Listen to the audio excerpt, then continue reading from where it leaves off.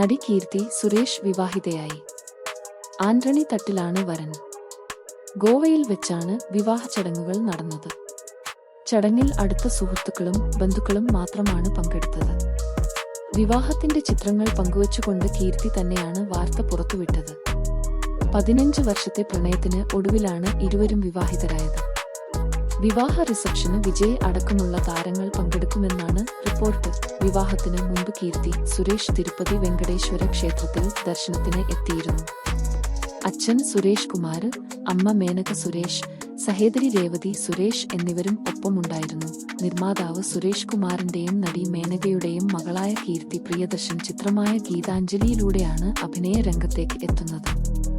മലയാളത്തിൽ നിന്ന് തുടങ്ങി പിന്നീട് തെന്നിന്ത്യൻ ഭാഷകളിൽ തിളങ്ങുകയായിരുന്നു താരം.